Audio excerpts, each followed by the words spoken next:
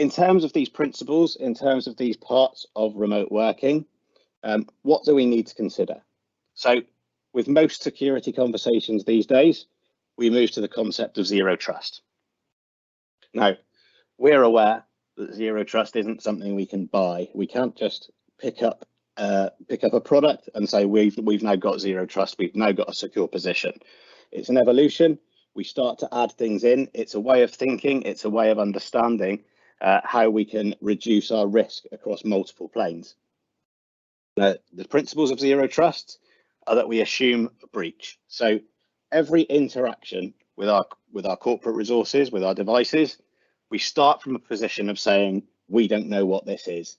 This is potentially malicious. So we build our systems to assume that a breach has already happened or that it will soon. And we're starting from a position that we want people to be verified. So the next step is to verify explicitly. We want to make sure that the people that are accessing our resources, the accounts that are accessing our resources, are who they say they are, and they're not being spoofed, they're not being copied, and they've not been exposed to people that shouldn't have that access.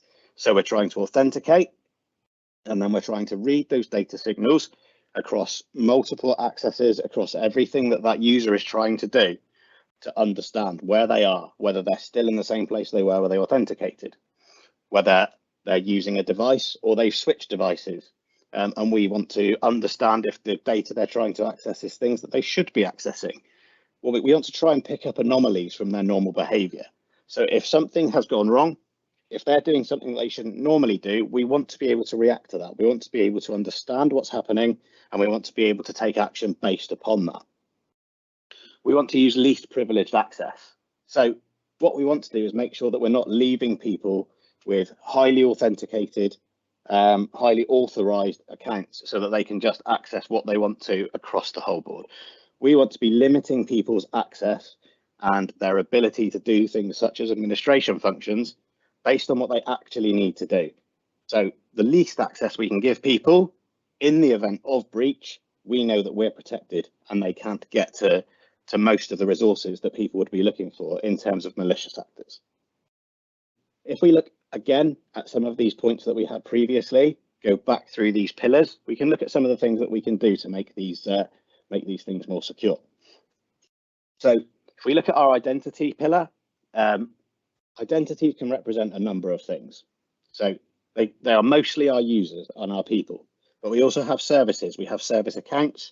We have devices that also have an identity, also have a need to access our endpoints, our applications, and our network.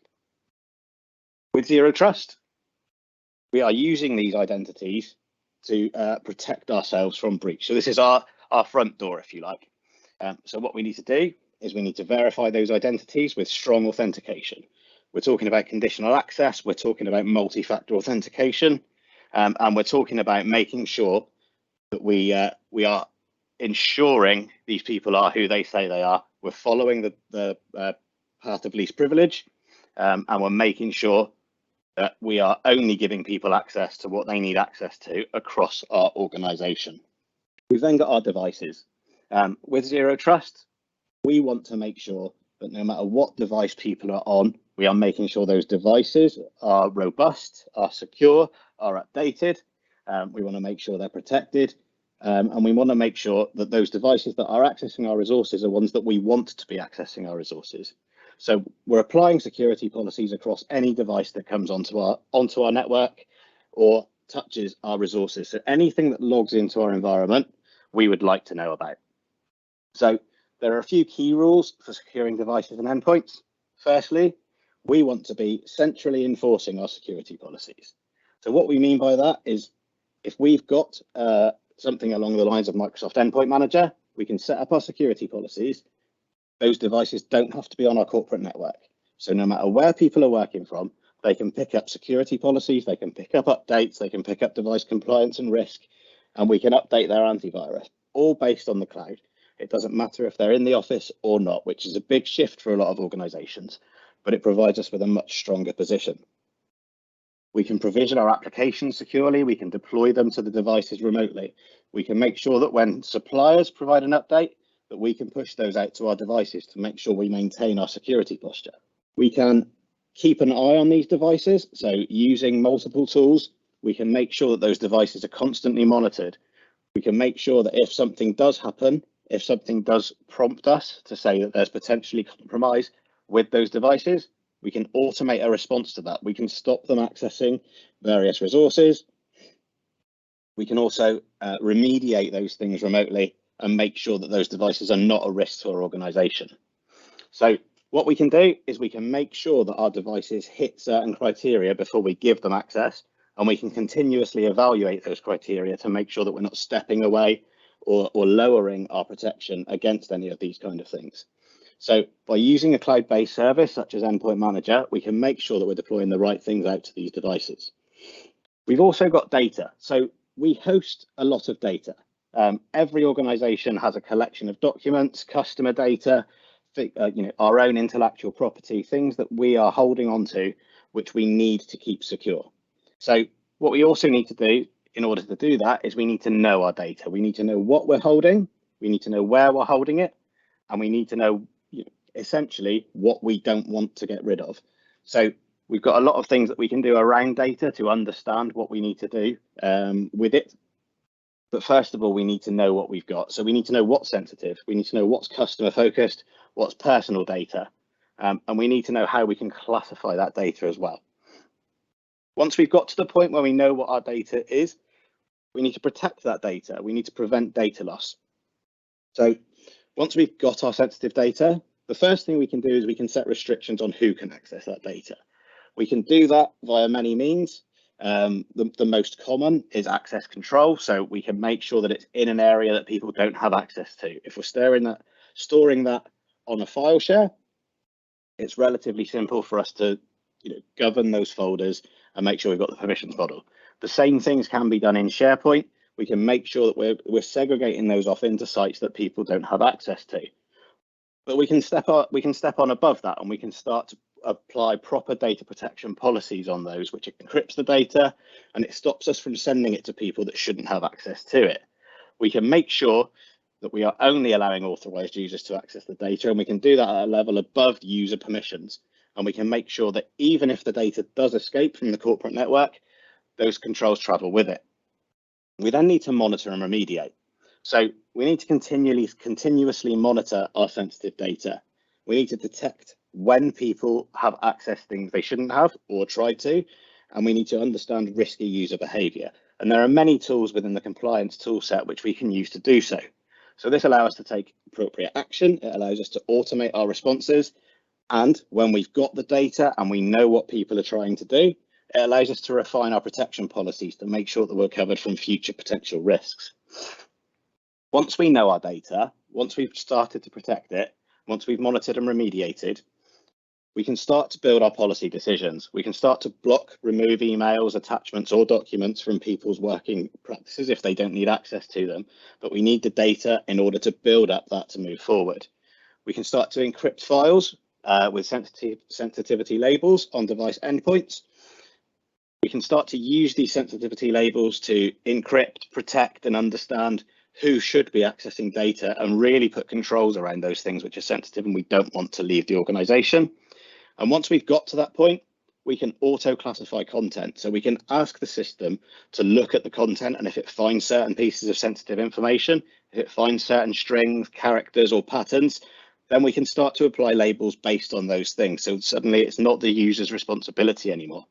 We can then track and monitor that content, and we can use those policies as the content travels both inside and outside of our organization, just to make sure that we are absolutely keeping control of our data.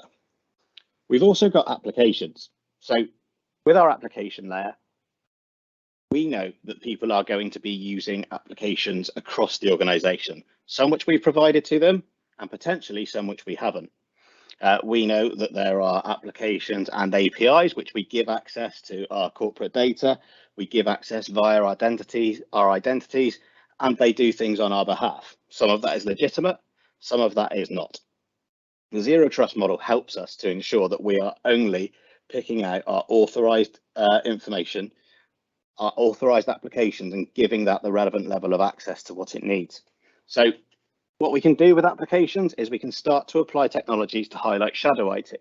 We can start to look at our network logs. We can start to look at things on the devices. We can deploy applications onto the device, which monitors what people are doing on those devices and highlights that shadow IT to us. We can ensure appropriate in-app permissions. So where people are giving access to things via their credentials, we can ensure we're monitoring that and we're approving the ones which need access and the ones that we don't. We can limit access based on real-time experience. So if we monitor something, if we understand that something is not doing what we expect it to, then we can take action. If we see any abnormal behavior, anything which is an anomaly for the user or the application, we can take action based on that. We can make sure that users aren't doing things we don't want them to do, such as downloading data onto a personal device or a home computer. We can validate our security configuration options and we can make sure that things are operating as we want them to. Another important part of hybrid working is communication. What we want to do is we want to mobilize our workforce. We want to make sure that they can work from anywhere in a reasonable manner. We want to make sure they're effective and we want to increase the ability to reach people.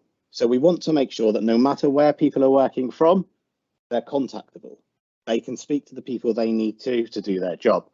We can make sure that we can keep people mobilized whilst keeping them proactive and attainable. We want to move communication and collaboration to mobile-friendly platforms. That doesn't just mean mobile phones, that means being able to work from anywhere. One of the ways of doing this is to increase our communication and collaboration platforms. Another way of doing this is to remove reliance on office-based telephony so that wherever people are, we can reach them.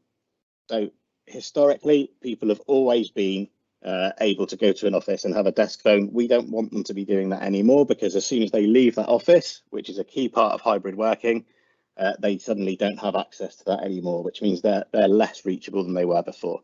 So we want to make these services more flexible. One important point to notice is that users are ultimately a weakness. They are our greatest asset in any company, but they are also the biggest weakness. So we can set as many controls as we want to, but ultimately people will find the simplest way to achieve their goal. So we need to enable them.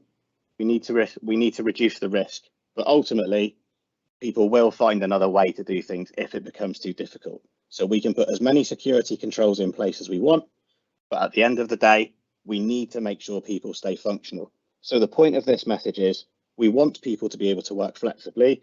We want people to be able to work from anywhere, but we don't want to put too many controls on what they're trying to do immediately because it will make it too difficult for them and we will lose productivity, which is what we're trying to avoid.